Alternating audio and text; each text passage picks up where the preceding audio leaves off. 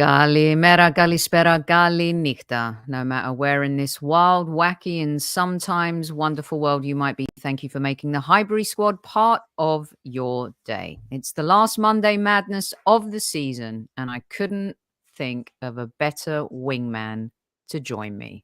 Let's rock and roll, squaddies.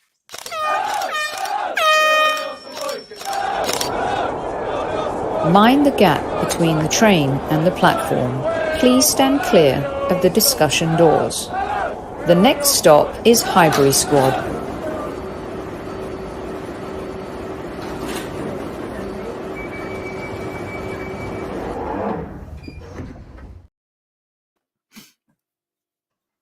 This is great. Good evening, everyone. Welcome back to Squad Central this fine Monday, and hope you are all doing very well and you haven't had too much of a sad day.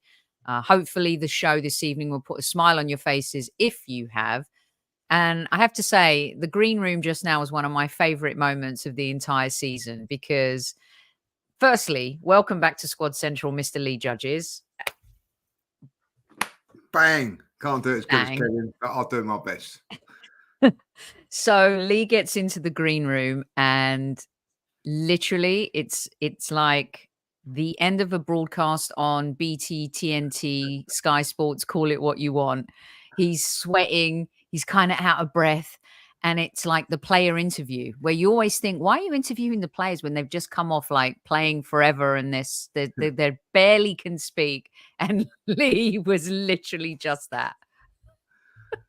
I've just got my breath back now, like that way. So I was at 6 day running around, and if I do it on a Monday night, it's always a lot harder after a weekend. If I do it in the midweek, I'll fly. But today, so dampen my spirits, and I'll struggle today. But I'm all right now. I'm all right. I've got my breath back. Do you find sometimes playing like 6-a-side or 5-a-side is actually it's harder than playing 11 on a big pitch? It is, but physically afterwards, it's not. I know that sounds silly, like, you wake up the next day after doing like, I can't do 90 minutes on a 11-a-side no more. And if I do over 60, my body just breaks down. I'm in bits for a couple of days. It's weird, but for 6-a-siders, even though it's really, really hard, it don't take so much of your body, I suppose, because you're not covering so much distance, I suppose. I don't really know, but like, I was feeling it today, I was feeling it today. Yeah, well, thank you for joining. And when you told me you were home at 7:30, it's like back. I mean, we could have gone a little bit later just to give you a minute to chill. But look at him, just getting stuck in, just like the Arsenal did. Squaddies, good evening, at ease, everyone, at ease. It has been quite the season. The whole fam jam is in the house. Wes Bird's here. Tammy Steele's our chief like officer. Luke, the thumbnail is courtesy of arsenal.way on Twitter. Please give them a follow. I love the thumbnail too. It's indicative of our spirit this season. PW's here. Carol's here. Everyone's here. Trev's here. Carlos is here. You know who you are. You are all here. Thank you so much for joining. Lee, where do we begin? I've seen your post-match piece. And I guess I want to get this part out of the way so we can really talk about our club. I kind of loved how you said on your post-match yesterday that you won't give flowers to Manchester City until the 115 charges alleged. We have to keep using that word, alleged. I talked to Paul Ross about it on TalkSPORT last night, and I kind of pushed the conversation because I feel like up until maybe this weekend, other than Richard Keys and Jamie Carragher and Simon Jordan, everybody else was just brushing it under the carpet, lauding Manchester City. And rightly so. They're a brilliant, phenomenal team. But you also have to look at how they've built that team and across how many years and what that has done to help them develop a culture. Do you think it's time for us opposing fans to just put this 115 thing to bed, knowing nothing's going to be resolved until 2025? Or do you stand by what you said after the show yesterday? And how do you think the media are handling all of this? Shockingly, if you'd be really honest, I think everybody's shockingly, really. I think that, listen, until it's cleared up, I don't think that, you know, people go, oh, it's fantastic, like four wins on the trot. Yeah, well, you know, Lance Armstrong done so many Tour de France's, you know what I mean? Like, but at the end of it, all discredited. And what amazes me about it is it's not me being bitter about it as well, because I felt for Liverpool when this was going on as well. I've made no secret of it. I always wanted Liverpool to win the league for those reasons. Nothing against Man City as a football club. Before all this happened, I was quite impressed with what they were doing. But since this has all come out, the club have not done anything. If you're innocent, you'd be coming out and saying, "Right, come on, let's get it sorted now." Let's get it done. They're not.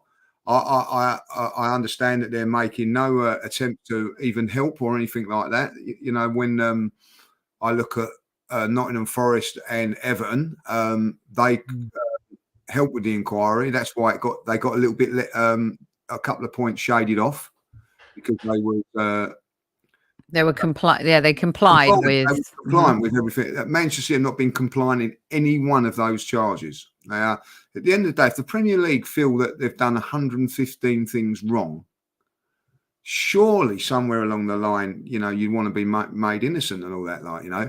And it seems to me that what it seems to me is, oh, let's get as many trophies as we can, get as many titles as we can, and if it comes down on us in 2-3 years' time, then so be it.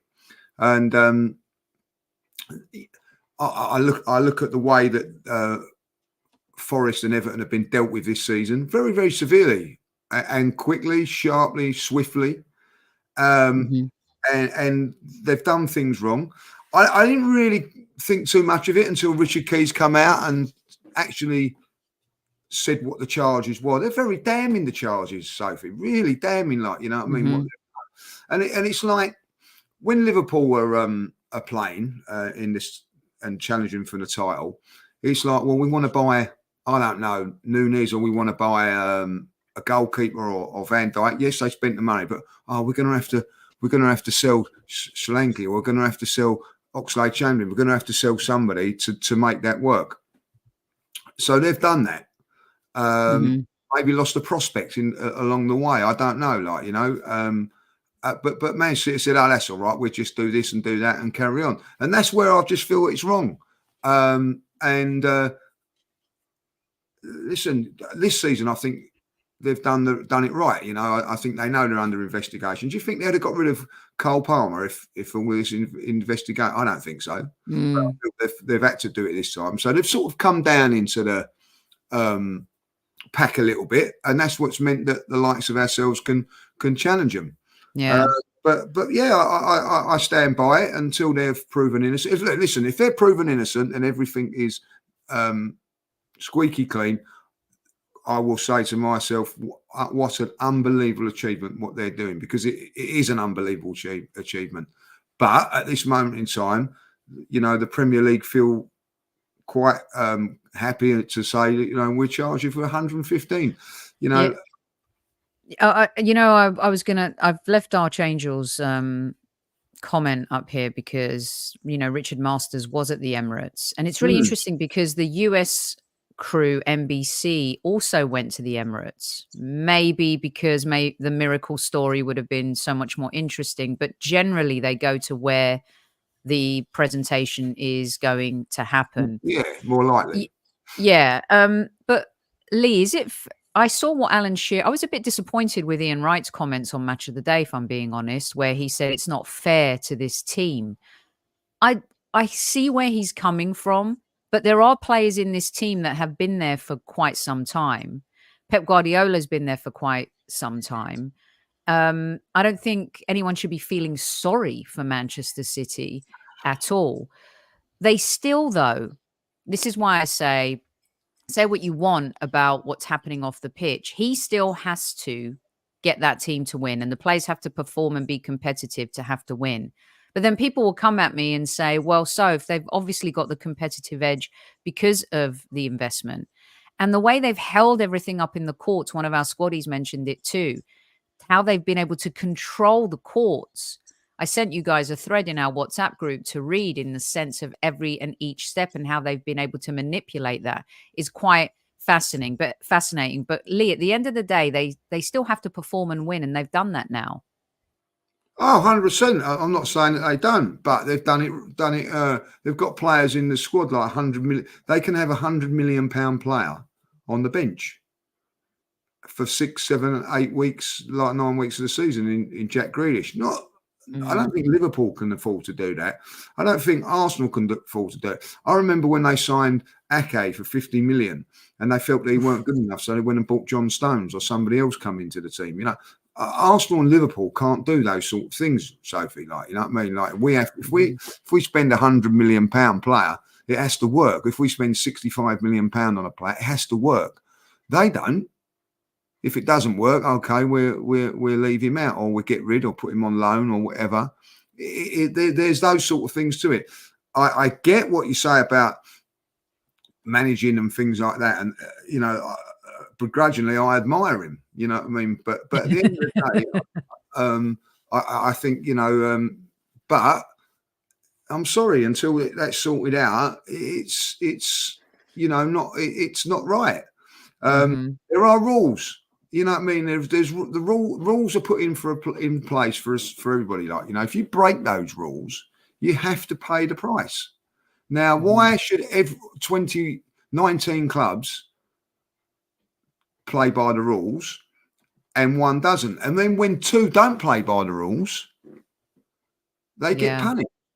And Lee, can you imagine if Everton and Forest had gotten relegated this season because of the points deduction? Everton would have finished, I think it was in 10th position. Yeah. But what do you think would be happening today if they had been relegated and City are being lauded and winning 4 EPLs in a row and just being kind of talked about as the greatest team the Premier League has ever seen? What would the narrative have been today?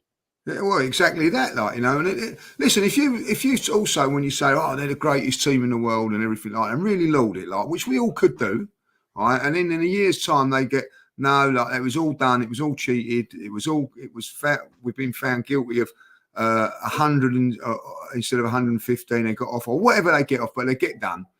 Oh, you have to look at it and go, God, you know what I mean? Like, I've spent thousands and thousands of pounds going up and down the country watching football and watching them cheat.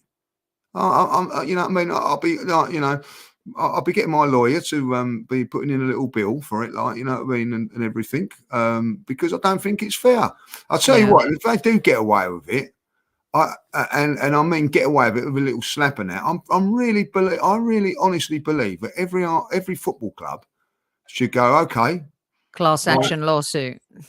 Yeah, well, maybe that, and just go, right, when you play Man City, don't turn up. Well, then they'll be the ones ended up being deducted points. Newman, I know that Everton and Forest. Hold on one second. I've got to. Newman, I know that Everton and Forest have accepted their guilt. That's not the point.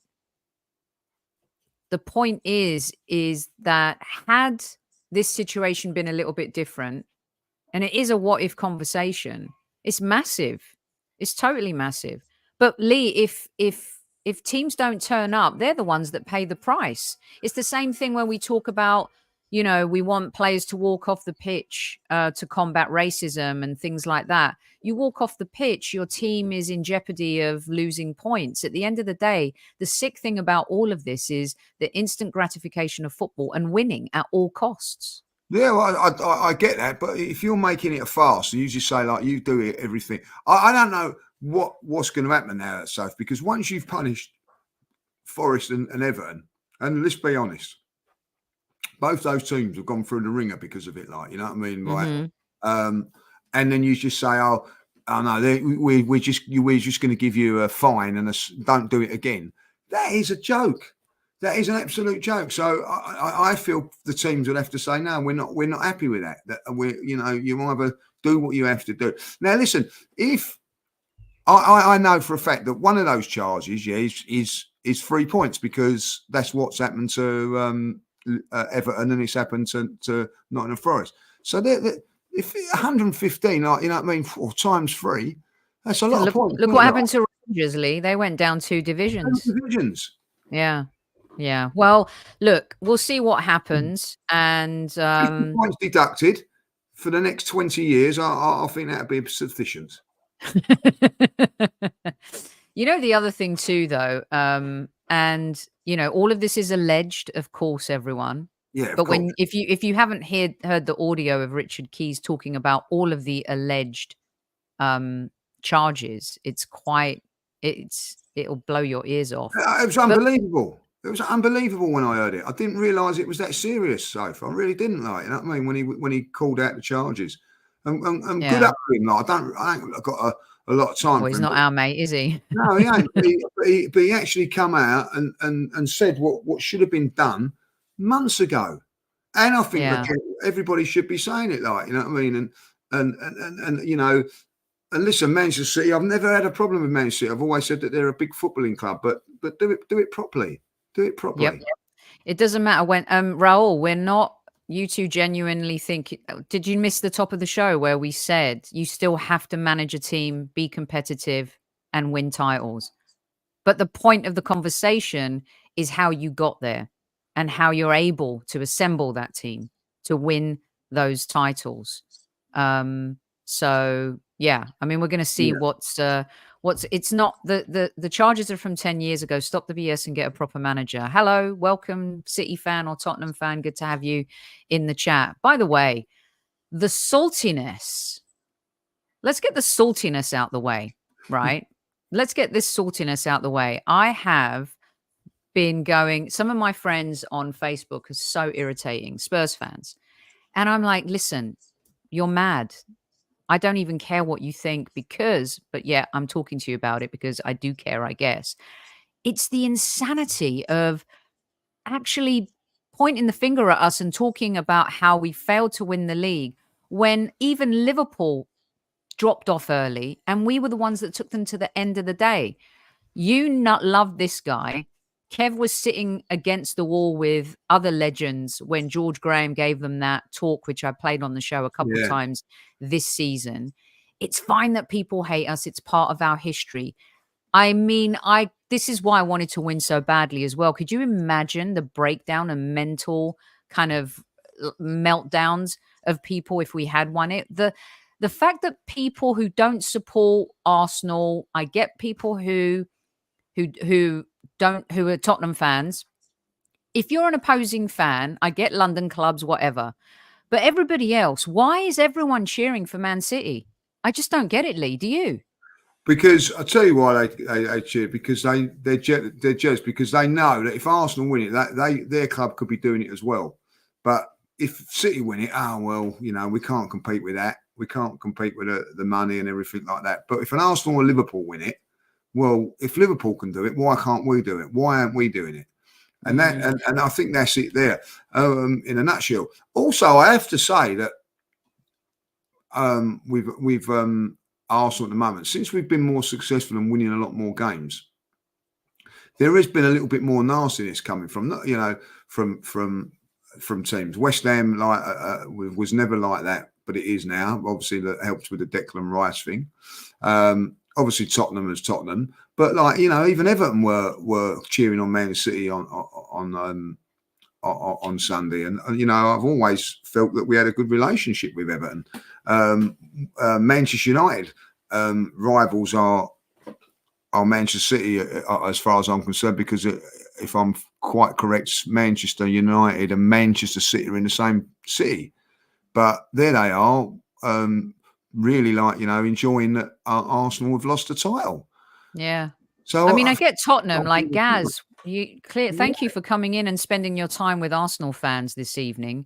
I think everyone's realised once again just how big our club is. Your small club was taught a lesson by your manager, mate, this week. Even your manager thinks you have a loser mentality.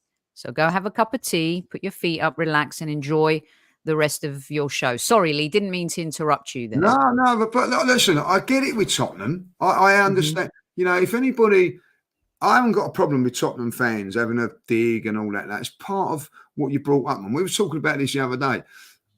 Do we really, if Tottenham right, let's be really honest, were a football club in the northeast or in the north, they'd be irrelevant to us. We wouldn't even be bothered about them. But because they're our local rivals, it gives us you're told to hate Tottenham and Tottenham are told. But if in realistic terms, if they was in Manchester, we wouldn't be bothered about them. We wouldn't. But it's because they're a local derby and it's things like that, you know, and the rivalry of haters built up, or not haters, you know what I'm saying, like through Chelsea being competitive with them, Manchester City now, and Manchester United. But really, see, Tottenham have not been, would be irrelevant, to us, like, you know what I mean? But you know, that's how it is, and I get that. Any Tottenham fan comes at you and all that. Like, I really understand that. I get it. I don't want them to win any games. Ever. And that's the thing, like, you know, the other side of it is I've never, and I'm pretty sure I know that you haven't as well. You've never ever wanted Arsenal to lose a game of football. No. I've talked to Spurs mates, they didn't go to that game. Like, you know, proper Spurs, they go all the way. They said, can't go, Lee. Can't see us wanting to lose a game, so I'm not going. Not going to watch it. And I get that. But we've never been put in that position by Tottenham Hotspur, and hopefully never will be. Yeah, exactly. One more question on this, and let me know what you guys think too in the chat. Hit that like button if you're enjoying our conversation. It helps the show. Tammy Steele's get them rolling. Lee, let's just say Man City are, which I don't think is going to happen. Someone just said, I think it might be Newman saying that they'll probably just get charged with, say, 4 or 5 things out of the 115, slap them on the wrist, teach them a lesson. But let's say they do get stripped of a couple titles, or they're found guilty in some way. As a fan, having experienced the treble and those moments, does that take anything away from you as a fan? Oh, that's a good question. That is a good question, because they might well take everything away from them, strip them, but they've still got those memories, haven't they? That they would never have.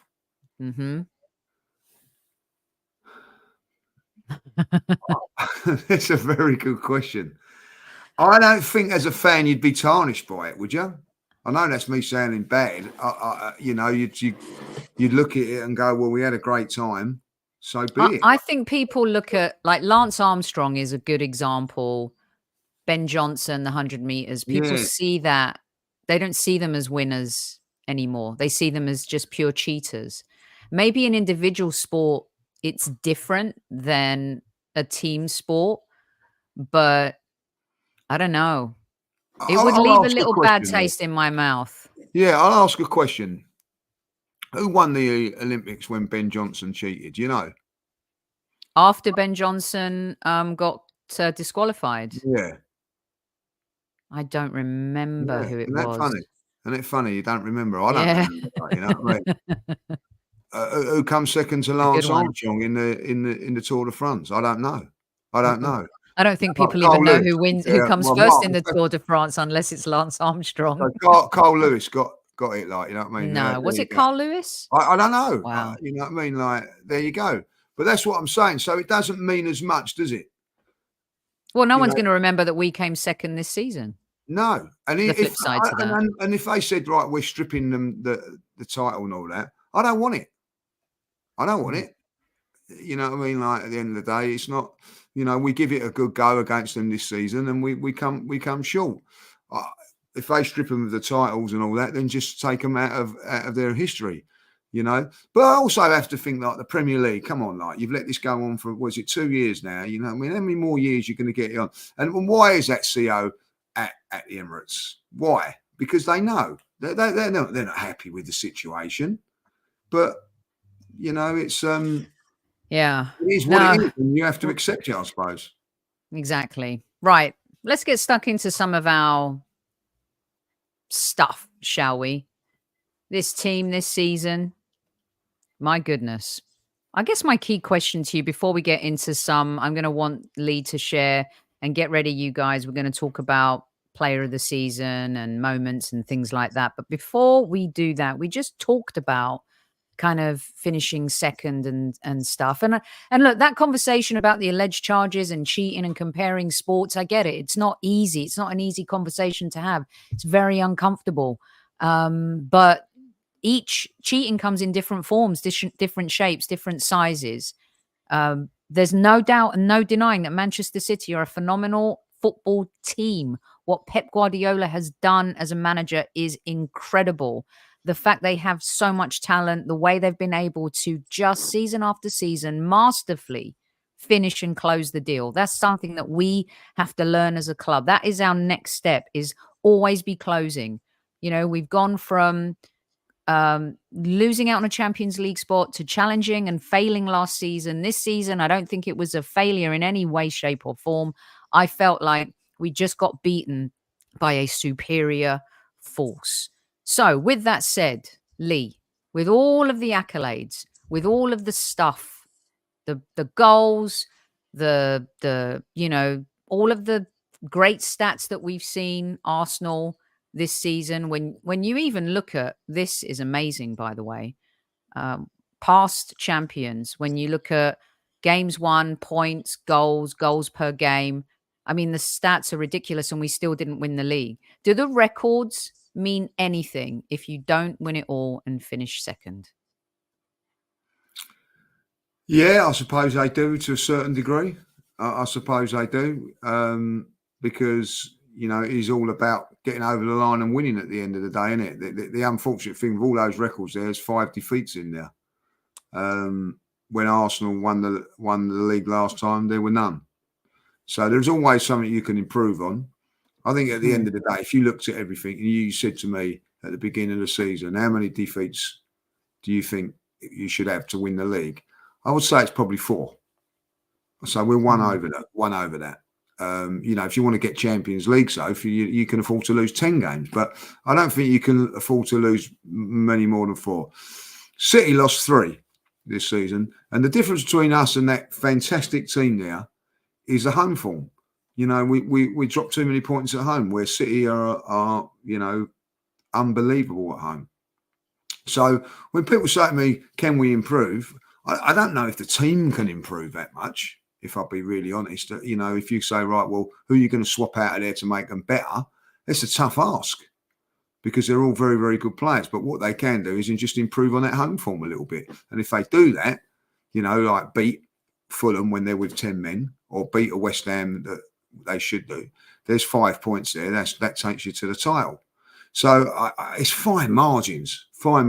But what a bloody good team that is. You know, there ain't a weakness in that team. There's not a weakness in that team. I think at the end of it, Mikel maybe made a couple of mistakes down the line. I think that, if I'll be really honest, if we want to be a little bit critical of Mikel, he started off with Havertz up front against Man City in the Community Shield. Didn't play that again until January, and we went on this unbelievable run. So it was there. He had it in his mind to play it, but didn't. I think because he didn't have the midfield player to do it because of Thomas Partey's injury. I think if Partey would have been fit, I think it might have been different.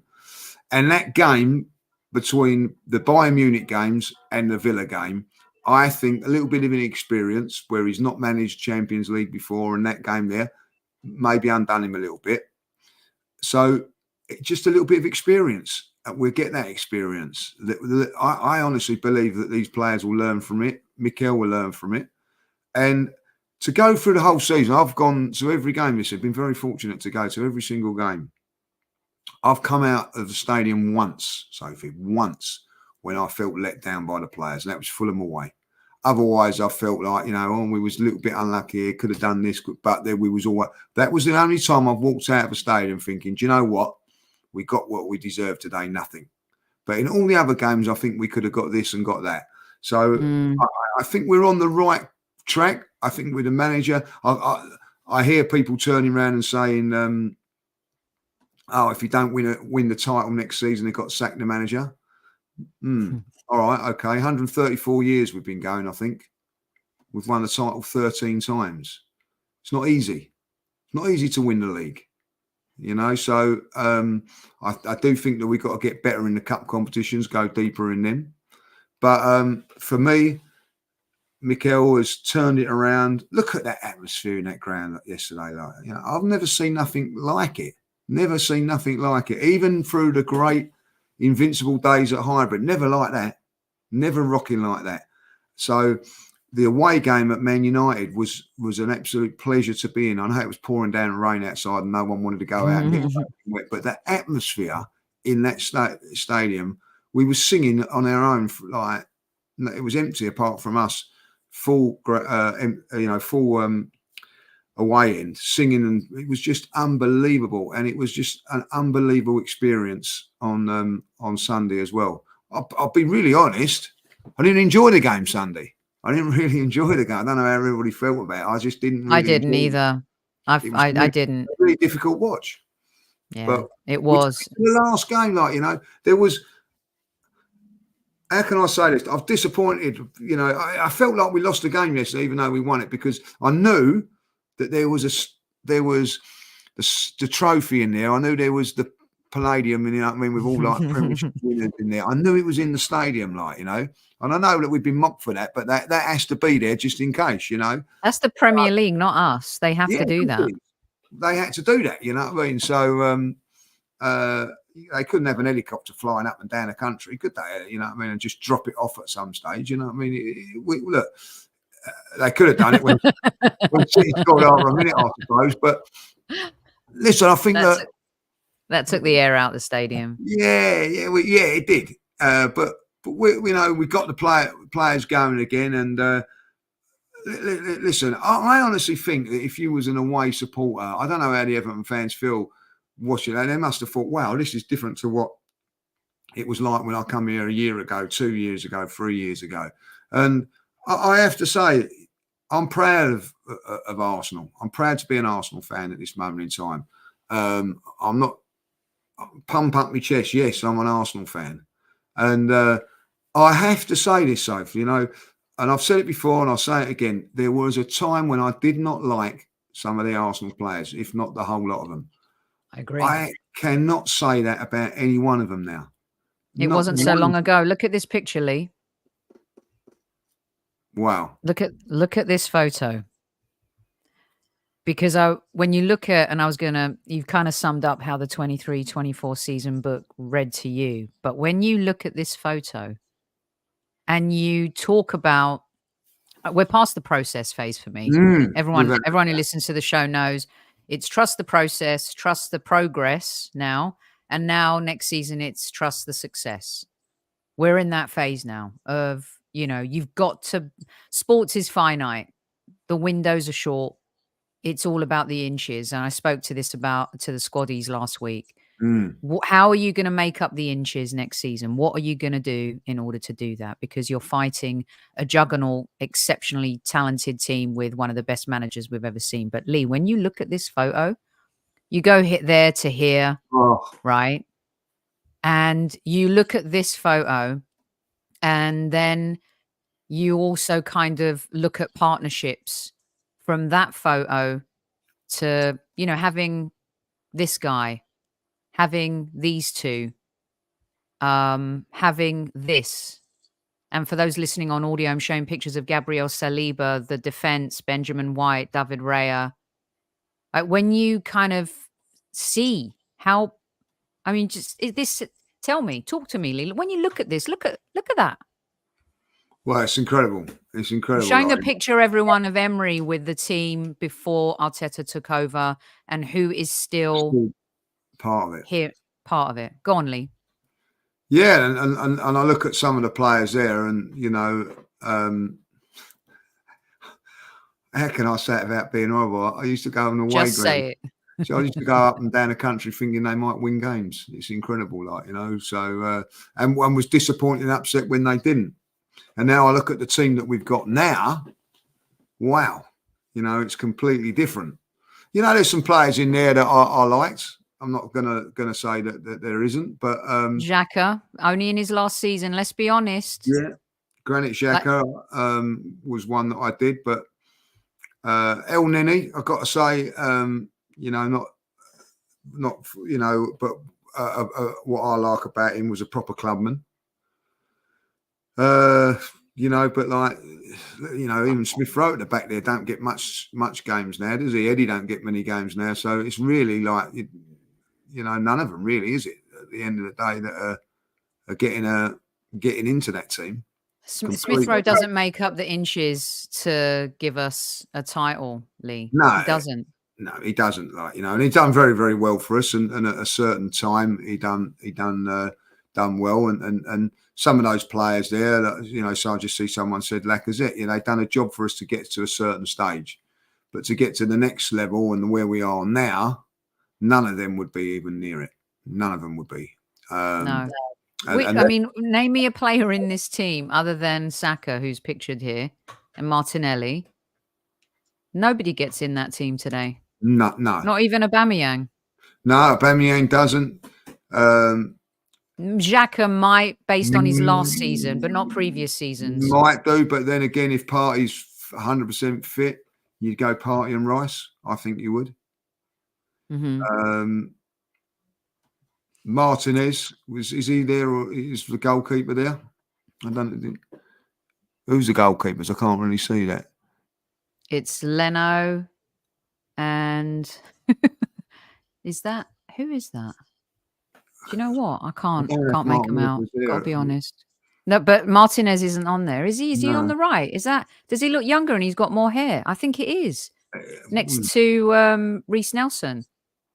Come on, squaddies. Yeah, that help with that. I think it might be him actually. Yeah, so with hair. So that would be the only one. He looks so different with hair.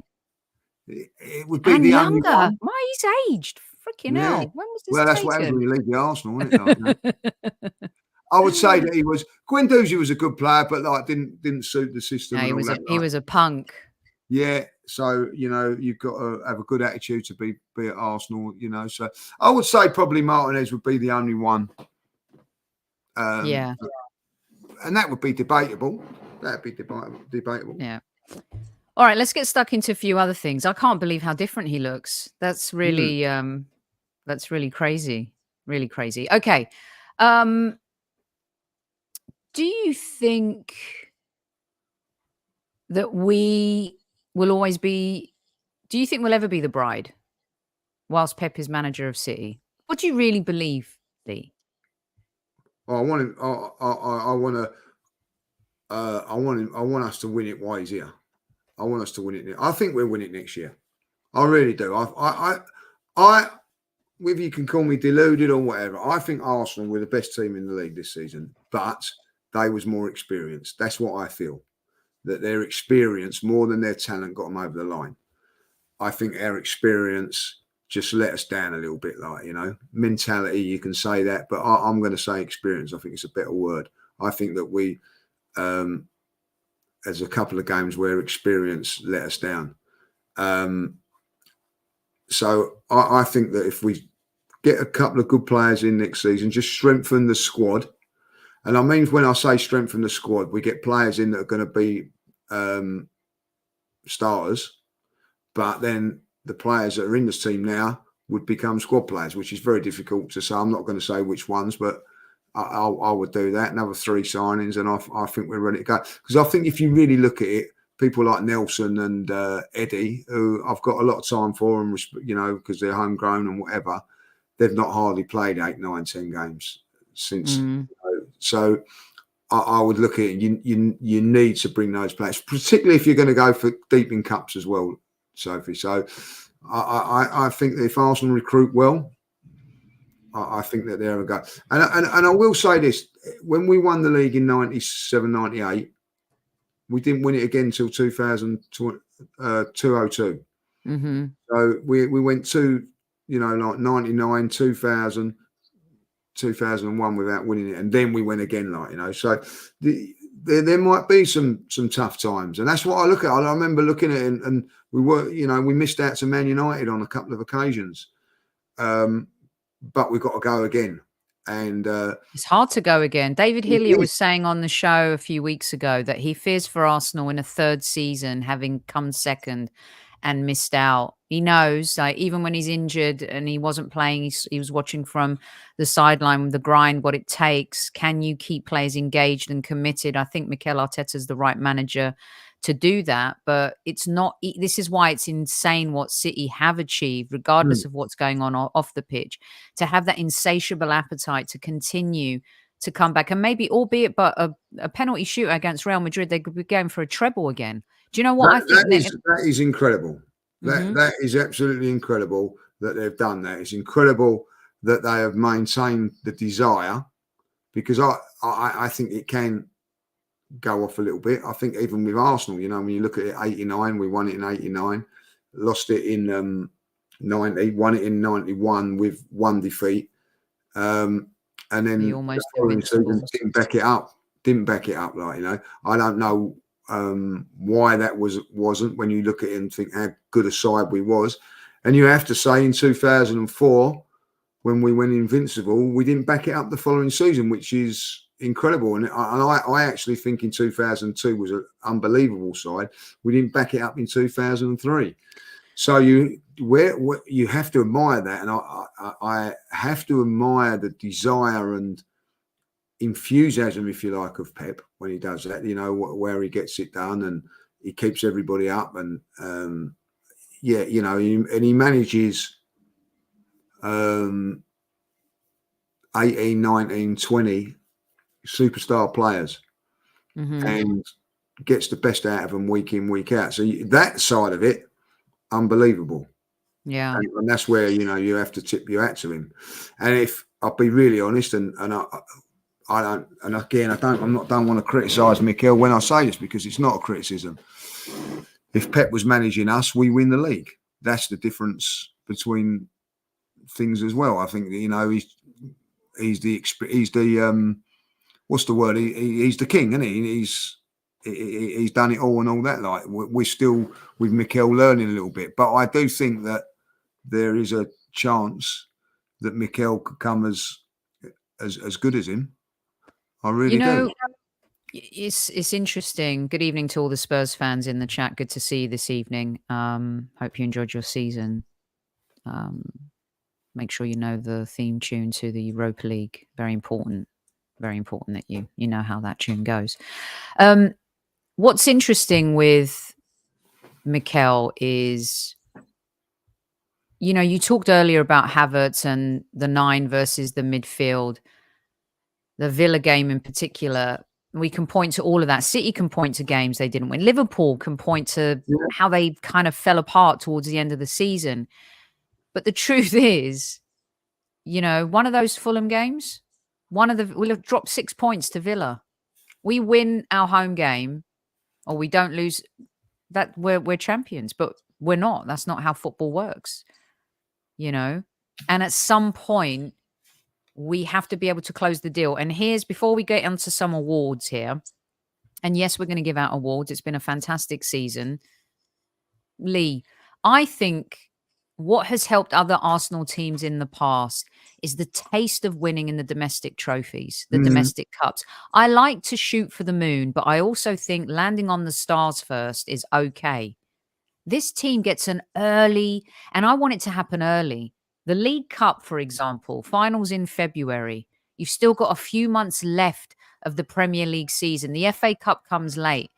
Give them something to taste what it feels like to hold that silverware in their hands, because most of this team that we have now were not part of that FA Cup winning team.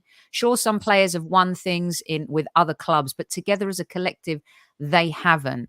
Do you think Arteta is too much of a domestic cup snob, or do you see him maybe switching it up a little bit next season and taking it more seriously? I think that's something that he's got to sort out. He's got to do that a little bit. Like, you know, listen, I think this season, I'm not so much about the League Cup, but the FA Cup. We played Liverpool very early doors, played Manchester City the season before. The game against Liverpool should have won it. We had chance after chance, but when we just didn't take our chances, and, you know, in cup football that happens. But I do think that he has to get that mentality right, where you go deep in all this, because Manchester City go deep in everything. They do. Liverpool go deep in most things as well, like, you know, and when Liverpool under Jurgen Klopp. You look at Jurgen Klopp, fantastic manager he is, won Premier League. But then the Liverpool fans will turn around and go, yeah, but he's won the Champions League and he's won this and he's won that. Fantastic. And that's what you've got to do. And that's what Mikel's got to do. He's got to start building up some credit in the bank, because it's not easy to win the Premier League, and it's certainly not easy to win the Champions League. So win some cups along the way, get the mentality right. And also, if you've got an FA Cup or a League Cup, as you say, early doors in February, there's a little bit of less pressure there's a bit of pressure taken off you, because then you haven't got, another season without a trophy. And I don't care. Declan Rice hasn't come here to be runners up. Did you see his face yesterday? I loved it. I loved it. He was in that. I know he was playing with his kid, but he weren't happy. And I'm not saying he's unhappy at the Arsenal Football Club, because I know that he is, but he's a winner. He wants to win, and I'm pretty sure all of those players want to win, and I'm pretty sure that they'll come back again next season. Fully focused and going again. Let's just. I'm in love with the bloke. Here's his face, Lee. This was his face. How? And everything about what that man does, I just admire. And he's 24 years of age. I admire the way that he plays, his energy levels, his attitude, the way that he engages with the fans. I think he's a very, very clever young man. I think that his interviews are inspiring for someone that's, well, should I say it, nearly twice my age, you know what I mean? Like I'm twice his age. I sit there in awe of what he says, because I just think, I know they're media trained and all that, but like, I just think that he just knows what I think. Do you know what I think about Declan? I think he one of the things that he said, which really brought it home to me, how he felt. I'm mentally drained. Newman has to, all right, Newman, a little bit older than that, then, but anyway, always has to ruin it. I've not only been playing football and watching football, and if he's been watching, I think he loves the game of football. You know what I mean? If there's a game of football on here, watch it. Obviously, he's watching the games. He's not watching it with Ben White. No, maybe not. But they're all different. But that's why I think that he gets the fans. He gets, when you meet him, you're in awe of him a little bit. Like, I think with Ben White, maybe he's a little bit shy. I don't know, but he just gets it all. He gets it all, and I don't think I've seen. There ain't that many players, Sophie, like that become record players that really make it and be really successful because of the pressure of it all and all that. Like, I've not heard one person question the price tag. Not one. Not from away fans, the media, anybody. It's just so admirable what a player he is, and he's ours. And do you know what? I see all the West Ham fans singing a bad song about him and all that, like they don't like him no more. I get why they do, because you know what? They're hurt that he's left them. They're hurt. We've been in that position, Lee. Yeah, and I get it. I get it why they're hurting. I get it, because he's such a terrific player. They're hurt that he's gone to Arsenal. They would have accepted him going to Man City for the money, and the what that was. But to go to Arsenal made it even harder for them to accept. But what a player! What a player! So Rebecca Lowe, good friend of the show, Paul Buckle, her husband, has been coming in and doing our player manager spotlight for us without our Super Kev. And Rebecca said yesterday, she interviewed Rice for NBC television, US television. And she's a Crystal Palace fan, having a whale of a time, by the way, with their end of the season. Unbelievable. And she said he's by far, outside of any Palace player, by far her favourite player. Loves just his energy when he puts the mic down, the way he talks to the pundits, the media. I mean, just couldn't and can't say enough about the type of person Declan Rice is outside of being the player he is as well, which is great. So you know what? This moves us on to Lee. I think you've hit the. I think you've told me already your player of the season. Oh, yeah, just Pips Gabriel for me. Yeah. Yeah, I think Saliba's been fantastic, but Gabriel was just, I think, gone up a level. So I think he's really gone up a level, matured, been fantastic. What a partnership that is, by the way. Saliba's world class. I've got to say that. I think he is now. And Declan, we've got a couple of world class players in our team now, like, you know. But yeah, for me, Declan Rice, I just think has been. Martin Odegaard as well has to have a mention. But I love this Saliba. is what we don't really like. Well, I say that, Garth Crooks, bless him. Martin Odegaard is more than a professional footballer, because you mentioned him and I wanted to share this with everyone. He's a throwback to what captains of clubs used to be like. Outstanding player, great leader, and respected by his teammates. He has little time for the spotlight and is only interested in getting the job done. The game needs more like him. Coming from an ex-Spurs man, I just thought, you know, and for me this season, he was the greatest showman. He's absolutely a stunning, stunning footballer. And you know what position we are in? Because when I was thinking, wow, I wonder who Lee's going to pick. Because when was the last time? I think maybe the Invincibles era, up to 2006, where it was, all right, Thierry Henry. It was easy to pick Thierry Henry, but a lot of people were conflicted between, could Thierry do what he did without Dennis Bergkamp? What about Robert Pires? You know, what about that defense? I mean, it's so hard to pick your player of the season. So much talent in our squad, Lee. Unbelievable talent, like, you know. And as I say, I think Martin Odegaard is a special talent, special person. I would imagine as well.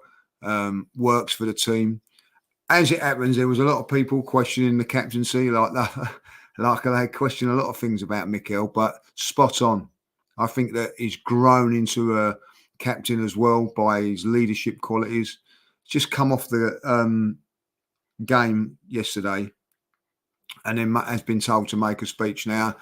You know, he hasn't had time to think about that and just do that. And it was inspirational. But we've got leaders on the pitch now. When do you know, when there was a few years ago, like you could just throw it in the hat. But I would say now, you look at it, like, I think that Gabriel could be a captain, Saliba could be a captain. I think Ben White could be a captain. Shinchenko could be a captain. Rice, definitely a captain. You know, Odegaard is the captain. And I think that, you know, it's just unbelievable. Like, you know, and there's another player that I, you know, I mean, well, hold on a second, because I've got more for you, right? So Lee's player of the season is Declan Rice. A lot of you have gone with Rice in the chat. Many of you have gone with Odegaard. Some props to Gabriel as well. Let us know in our YouTube comments. Loads of you will be listening on replay who your player of the season is. This one I like a lot. Most improved player of the season, Mr. Judges. Sometimes that's a bit of a. I'll give you mine while you think of yours. How about that? I just put his picture up a minute ago. What, Ben White? Yeah. I thought he was fantastic last season, though. So I think he's been even better this season. Can I? I said a few in there. I'm not going to say him. Trossard as well. Yeah, I'm going to go Trossard. People are putting Havertz, but Havertz weren't there last season. No, it wasn't. So I would say Trossard has really come on this season. Really, like, and I know what you're saying with Ben White, but I thought Ben White was outstanding. I thought he, you know, I always said he was the best defender last season. People mock me, I don't think they're saying it now. He's the best right back in the country now.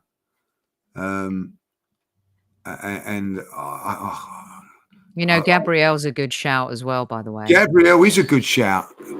Gabriel is a good shout. Someone just put that in there, like, you know what I mean? Gabriel, the improvement from Gabriel this season, massive. Last season. Do you know what? I'm still going to stick with Trossard because Arsenal wouldn't have been as good this season because we lost Martinelli for big chunks of it, and I think Trossard stepped up with a lot of goals. His goals. Yeah, big goals. I'm going to say Trossard. I am going to say Trossard. He's not flip-flopping everyone. He's just giving a gold and a silver here. A gold and a silver. And for those who said that Mikel doesn't improve players, what a lie. Right. How about this? Who's our most underrated player this season? Because they've all been good. We've only finished 2 points behind Manchester City, got to the quarterfinals of the Champions League. Most of them didn't play in a lot of the domestic cup games. Note to self, Mikel Arteta. I'm going to say Gabriel because I think that every time it's always Saliba. I don't mean that in Arsenal, Saliba. I don't think people think Saliba's underrated, but I agree with you about Gabriel. You know what I mean? So I'm going to stick with Gabriel again there in that position. Like, you know what I mean? It's unfair because I think he's fantastic, but I do feel there at times I think I've watched the game and I thought, do you know what? He's definitely man of the match today. Saliba, man of the match. And I don't think there's been a lot of difference there. I don't think there's a lot of difference between him and Saliba at Man United the other day. Man United. Saliba, like, unbelievable. Like. And I thought, well, Gabriel was just not quite, but just as good. And I think that's been quite a lot this season. So I'm going to stick with Big Gabs.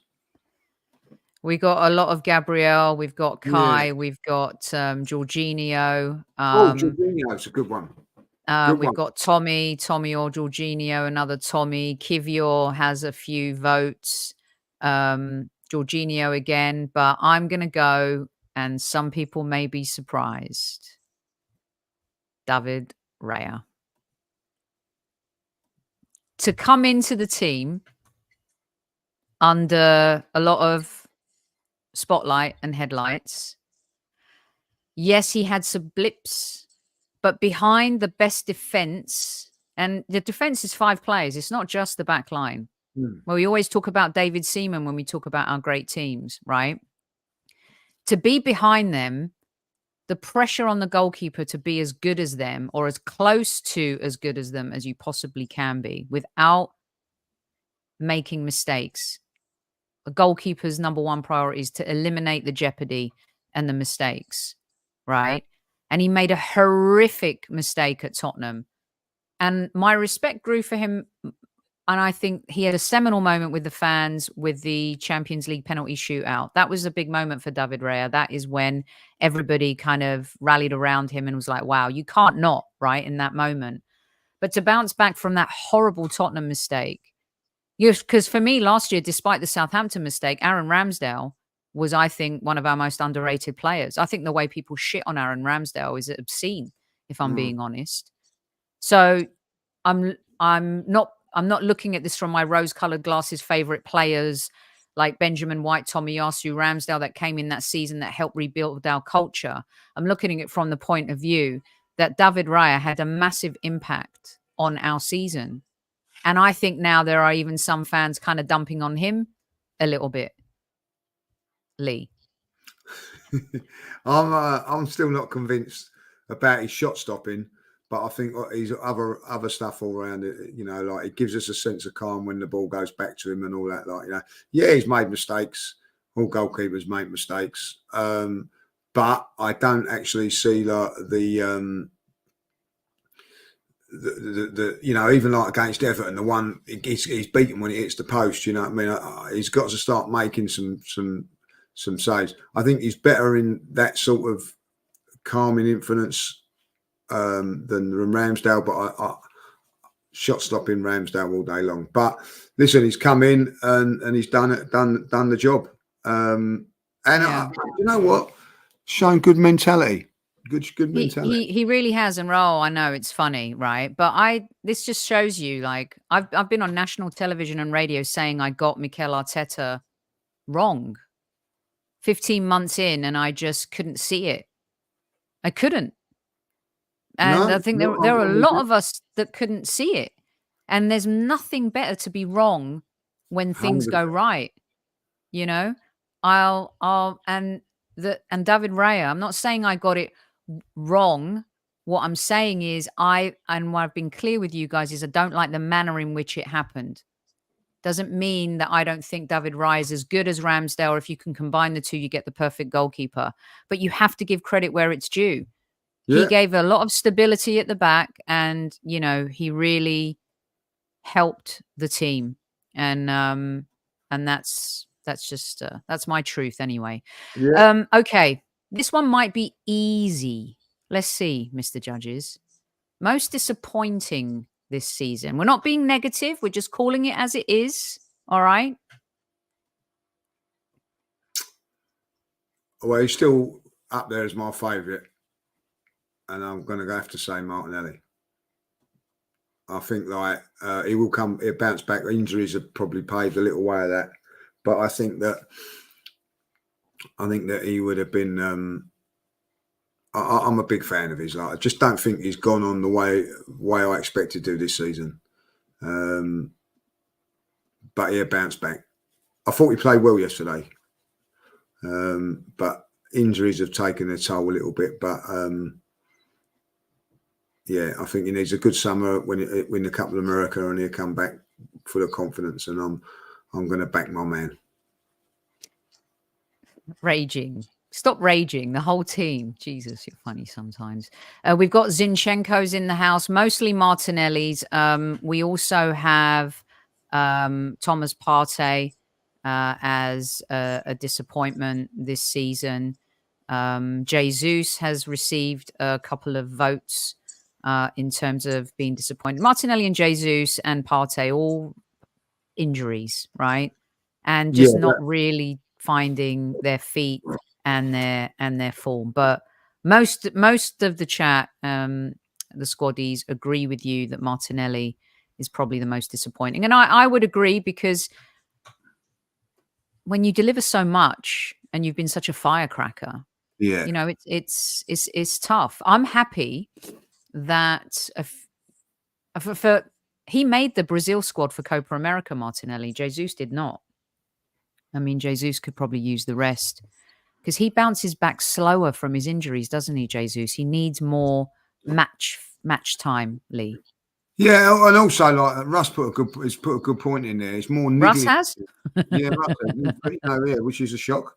But yeah, he's put in. He's got more. He's like niggling injuries with Martinelli, where, you know, it's been serious with Jesus. That's why I'm giving him a little bit of a pass, because he's had to have operations and that. Like, same with Partey's been out for a very, very long while. But, you know, Jesus needs to have a really good rest this summer. I'm glad he's not going to the Cup of America. Yeah, me too. Me too. And then get back in pre-season. Like, he missed part of pre-season. Remember, he was in America and he got injured and didn't participate in most of the tour out there. So I think he needs to have a good rest, come back after a good pre-season. I remember seeing him last season, the season before when we first signed him. He was fresh, coming back into and he was a beast. We need that back. If we get that, you know what I mean, that'd be fantastic. But he's just not quite been the same player since that knee injury. So hopefully that'll be sorted and it won't be an issue. Yeah. And but that's where I'll give him a little bit of a pass. Partey, you know what I mean, he's a big disappointment because of his injury, but that's not his fault. You know. No. What I mean? But we've got to move on from that, I think, now. Yeah. I just don't think yes, I'm with you on that. Yeah, you can't rely on that. Okay, we've got 3 more here, and then we'll get Lee out. Keep them coming, everyone. Let's see. Best individual performance. This might be a tough one to think of on the spot, but if you were to think of an individual performance that, I mean, Odegaard maybe barring 10 games. I don't know. He was just, oof. We're going to do that, Carlos. We're doing that with Tom Canton, the stick sell by, we're giving Rice. In which games? You got to give me the games. You got to give me the games. Jonathan Kay says Jorginho versus Liverpool. What game for Rice? Any game for Odegaard and Rice, I think. Do you know which game? I don't know. Kai Havertz has had a couple as well, hasn't he? Had a couple. Saka again in a North London derby. By the way, we've gone through awards and we haven't even mentioned Bukayo. No. Which is astonishing considering his goals, his assists this season. Really crazy. Are we starting to take him for granted a little bit, Lee? No, that we just expect it. We just expect, when you deliver most weeks, you deliver, don't you? Like, it's like, when the post don't come, we go, what's happening? Like, I mean, you always expect the postman to deliver, and he delivers. So, I've just had a little thing about. I'm just batting off of here, like what Saliba's performance against Haaland. Oh yeah, that's world class. I think both at the Emirates and at the Etihad were poetry in motion. He just didn't give him a kick. He pocketed him that day, like and then smashed him, and he never got a kick. And I'll tell you what, that was a fantastic performance from him as well. So there must be other ones, but Saka, I thought. Oh, that's a good one too. Havertz v Chelsea. How satisfying was that? You were there. Oh yes, very, very good. Very good. Who pulled that one up? That was a good one. Sean. No, that was Bournemouth. Where is it? O'Malley, Havertz v Chelsea. Yeah, I would like to. That's a good one. Carroll and a few others have mentioned Raya versus. That was what a moment that was, eh? A few of them have gone for that. What in the penalty shootout? Yeah, the penalty shootout. Yes, love what a magnificent moment that was. Yes, yeah. Good stuff, everyone. All right, let's get 2 more. This is going to be, get ready, everyone, with your ice skating cards right here. What do points make? Prizes. We didn't win any prizes this year, but hopefully that will change next year. Your overall rating for the team, judges. He's not called the judge for nothing, mate. Just because we didn't get over the line, it's got to be 9 out of 10. 9 out of 10. It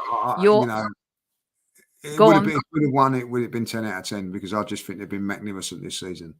But as I said earlier on in the show, one time they've let me down this season. Gone to Spurs, beat them.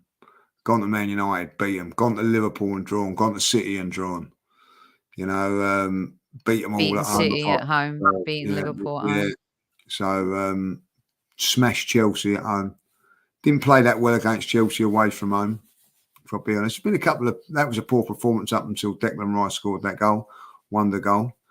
So, 9 out of 10 for me. Yeah, they get an 8 out of 10 for me. Got to make up the inches to get a 10, of course, but the kind of disappointing results, I'm being harsh, but an 8 out of 10. All right, what about the gaffer? Overall rating for Mikel Arteta this season? 9 out of 10 as well. I think he's made a couple of mistakes this season through lack of experience. But if it wasn't for a David Raya mistake against Bayern, I think we'd beat Bayern, which is not his fault. If he'd have played Kai Havertz up front against Villa, I think we would have beaten Villa that day. I think that was a mistake from him there. So that's got to knock him down. But the way, as I say, I'm proud every time. I can't wait. Do you know what? When Arsenal play a game, I can't wait for the next one. And this season, like, I can't wait now. I love the summer, but I can't wait to see. I'm missing the Arsenal already. It's only been a day, and he's given me that. And yeah, I can't wait for the tour. Can't wait to see the Arsenal again, and that's all down to the manager. And the atmosphere, I think, is fantastic. And I'm a big fan of his now. Like, there was a time I wasn't. I didn't think he was, but I'm a big fan of his now. Like, and he's, he needs to nail it now, get this Premier League done and all that. Like, and I'm a big fan of his now. Like, yeah. I like that. Me too. You got to give credit where it's due. Life is all about reflecting. And if you see things that are obvious, you can't deny them, right? I used this picture a lot earlier this season because Mikel's got this aura about him. And if you're listening to some of his interviews recently too, I love the one about planting the tree. I loved the light bulb thing in All or Nothing. I loved all of that. And he's definitely shushed a lot of people. Sure, we've spent money, of course, but look at the improvement here. 8th, 5th, 2nd. You can finish that graphic now because we're 2nd again. But he has something about him the same way Wenger did when he first came to the Arsenal, excuse me. The same way George Graham did when he came to the Arsenal. We've seen players that may leave the club, whether Aaron Ramsdale comes or goes. They've brought in players over the time of recent time. I don't care what anyone says. Don't make Zinchenko a scapegoat. He was part of that revolution where when he came with Jesus, we fell in love with him. Tomiyasu, a player that, if I wish he wasn't as injury prone, but very important to the team. What's a defender? Yeah. Kivior stepped in when he had to. Granted, he hasn't played a lick. Well, he's played one game since the Bayern Munich performance, but those are the standards. This is what Mikel Arteta does. And, there's so much, like Jorginho, very underrated when he had to step in this season as well. And, this coaching staff, there's talk about one of them maybe leaving to become a first team manager. I showed you the process picture under Emery, the inheritance of the Wenger era and how we've moved forward from that. And then you've got now desire, competitiveness, players with an appetite to win. Okay, we missed the mark this season, but how can you not love this football team? And there's one thing I want to get you out on here, Lee, as well, because as I was watching the game yesterday, I was thinking, Jesus Christ, if he was playing all season, what would we have looked like? I love that tackle. I love that tackle he went in on because the ACL looks firm. It looks good. Oh my gosh, you were there, Lee. Give me your summary and all of it and real quick. Woof. Fantastic cameo. Fantastic cameo when he came on. Everything that he'd done, not just that tackle. There was a long range pass that he'd done out to, I think it was Jesus. I thought he was really, really sharp when he came on. And that was the highlight, I suppose, of the day that he came on and looked so good. Just going back to quickly to Mikel Arteta, reminds me of George Graham so much. And I'll be really honest, I never was really in love with George Graham because he made some decisions that I never really liked. Ruthless, but got the job done.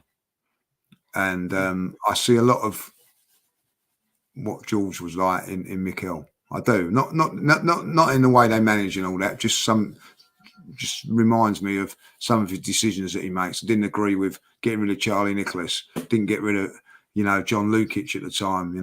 There was some ruthless about some of the things that he'd done, but all turned out to be the right decisions. Yeah, I agree. Totally agree with you on that. AFC Max, I don't know which Odegaard picture you're referring to, but these are the ones I was using. This one is from Chemo FC, has helped us out with a lot of pictures tonight. Give Chemo a follow at Chemo FC.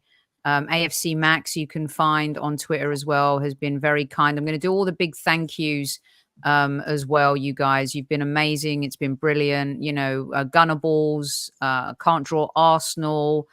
All of you have helped and very kindly shared your art with the show this season, and it's been totally amazing as well. Lee, there's a couple of other things. We're going to let you go now. Who's the most loved squaddy? A question from Guna Russ. Newman's sucking up for a coin here. Come on, stop it.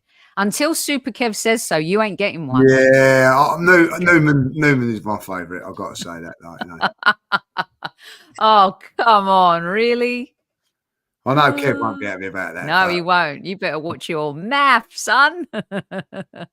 I've got to get your take on the fans.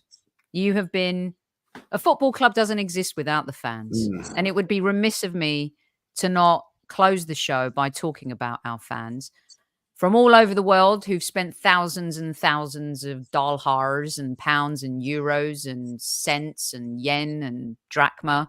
Doesn't exist anymore, but whatever. Australian dollars. Wherever in the world you might be traveling to see your team. If you haven't traveled to see your team and you've bought all the merch, you've supported the squad, the fans that go through the turnstiles at home every single week. But for me, what has been so special are the away fans this season. Unbelievable. Yeah. Lee Judges, you've been part of that. Yes. Give us a little assessment. The fans this season have just been bloody brilliant. Special. Absolutely special. It's been an unbelievable experience being in the away end this season. Proud to be in the away end. When we've been winning, it's been fantastic. When we've not been winning, they've got behind the team. You can hear them all the time. The away fans have always been special, but this season's been incredible. Incredible atmosphere. Not only around the country, in Europe as well. Privileged to be able to go over to Europe and follow the Arsenal in their thousands that are there. Unbelievable. I've got so much admiration for them. The Emirates crowd this season has stepped up to the plate. 10 out of 10 for me. And also, I have to say this, being privileged as I am, so to go around different countries following the Arsenal, the international support, that's what I would say. Like, you know what I mean? I don't like to say the tourists because they're not. Unbelievable knowledge, passion for it, different following, but incredible. And I will say this also, the incredible following for our women's team as well is unreal as well. Record attendances at home, packed away ends when we go away from home to Liverpool, Everton for the women's game as well. Like, you know, the fans at this football club are unreal and second to none. Yeah. We're going to do a special show for our women's team with Demian and Albert and a very special journalist coming up. So look out for that. Say goodbye to Miedemar. We'll be playing more games in the at the Emirates next season. Not huge strides. Jonas, I think, under pressure to deliver next season. But the fans, the way they've embraced the women's team, just amazing. And really, if there was an award for the best fans of the season, I do not hesitate or stutter when I say the Arsenal. Absolutely phenomenal. It's been quite a season for us here at Highbury Squad. And Tammy Steels, our chief like officer. I also just want to say a huge thanks to Fergus and Trev for their videos that they used to shoot for us, that they shot for us, taking the global Gunners, the Squaddy Nation, into the game day and match day experience for those who can't travel, who can't go to matches. You know, it was just a really beautiful thing, sharing their time with us. And just a beautiful bunch of people. Guns and Yellow Ribbons, guys. You must go and subscribe to them. Please do that for me today. You talk about true Arsenal fans who've been through the ringer. No, they go through it. Don't worry about that. And all of you guys, the squaddies. Without you, there is no Highbury Squad. And I tell you something, you're amazing. You have this is why I wanted Lee on the show today with me. I couldn't think of anyone better to close Monday Madness. And I'm not going to get emotional because it's been an emotional time. It's been a real tough season. You know, this is what a relegation battle must feel like, everybody. I tell you. Um, you squaddies have been amazing. A lot of you write to me and you tell me about very personal things that are going on in your life, and you talk about how the show helps you.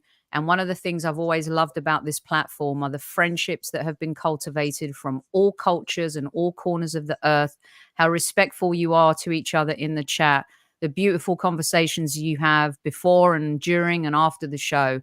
And truly, it is and has been my savior this season. Of course, along with my family and my lovely partner Tony and Vinny and Vesper, you guys have kept me going. And it's friends like Lee and Tom and Dan and Harry and Fergus and Trev and all the support behind the scenes, you know, people stepping in, offering to host the show during difficult times. And I tell you, I've missed Kevin Campbell more than I can tell you. I love that man so much. He is one of the most special friends in my life, and he has been through it. And he still needs your love, and he still needs your messages. And he watches the show and he reads all of the stuff that you write. And I tell you, there's no one stronger than Super Kevin Campbell. And it's been really hard just from the fact that we have fun and we enjoy doing the show together. I want to thank Paul Buckle hugely for stepping in and playing the player manager role, because that's kind of one of the unique things about Highbury Squad, our conversations, different kind of podcaster to podcaster. We also bring the player perspective, and Paul's played the game and managed the game as well. But my goodness, Lee, I know you have too. Super Kev has been just brilliant for our community. Such a special human being, and just continue to send your love his way, everybody. Yeah, and he's struggling at the moment, like, you know, and there's nothing more would be like for me not to be on here tonight and Kevin to be on here, like, you know, and yeah, getting a bit emotional, but also I've got to say that he's two sons as well, like, you know, cut from the same cloth, from the same cloth. Absolutely. Yeah, he's big Kev struggling at the minute, guys, and so any bit of love and support for him will be really much needed. Yeah. And thanks for all your messages. You've written quite a few since I've been chatting and stuff like that. But yeah, it's, you know, losing my mum and then hearing that Kevin was ill. It was, and as you all know, my partner Tony had been recovering. So it's been a time, but football is something that brings us all together. And the Arsenal football family and community is strong. And if you focus on all the positives, there's a lot of love out there. And I'm actually working on a project through those experiences. I'm working on a project which I'll let you guys know about in due course. But I think it's going to be something that the community will embrace. And I can't wait to share it with you. Yes, I'll be doing some summer shows, going to take some time off. There might be one more show this week, but definitely going to take a little bit of time off. Are you taking time off, Lee? Are you going to... Or are they cracking the whip over there? Yeah, I think they're going to crack the whip. I think, like, you know, obviously, like, I'm having a couple of weeks, so I'm going away in a couple of weeks. So, you know, just have a nice break and that. So I'm going to do that in the next couple of weeks, and then, like, there's always the thing with football. There's always something, isn't there? Like, you know, Yes. transfers and whatever, and then the tour. So, you know, I'll be seeing you out here. Oh yeah, listen, that's probably the highlight of the year, going over there and experiencing that is unbelievable, and the love that we get out there and the fans, it's just an unbelievable experience. So yeah, but like, yeah, definitely need a couple of weeks off after all what's happened, and we go again. But listen, we're very fortunate to be able to do this, and you know, seeing all the chat there, and you know, yeah, you get a lot of love from the squaddies. They love you. It's lovely, like, you know, They what I love mean? you. Yeah. And more importantly, that they give Kev the love, which is Absolutely. is a big thing, right? You know, because there ain't no better person in football than Mr. Kevin Campbell, and I mean This is that. true. I mean This it is sincerely. true. This is very true. And of course, thanks to Zenith Coins for being with us all season. You guys are amazing humans. Thank you so much for all of your generosity. I'm going to do some Squaddy Awards this week, and I'll be handing out a shit ton of stuff. Okay, so watch out for that. And then I'll be covering Copa America, the Euros. We'll be doing shows, but initially just going to take some time off, coming to England for a wedding. Going to be back in England for a couple of weeks, and yeah, look out for some live shows on the community page as well. In the meantime, what a season it has been. Lee, thank you. I said to you 1 hour. We've gone over VAR. I'm so sorry. You probably haven't even eaten. You said 45 Oh, minutes. God. Like, Unbelievable. We got a little whatever. Okay, listen, I owe you one. I will buy you a drink when I see you in England. Thanks a lot, Lee. Good night, Squaddies at ease. And as Super Kev says, don't forget to tell your loved ones you love them.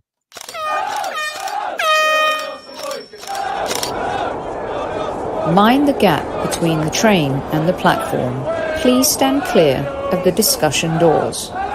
The next stop is Highbury Squad.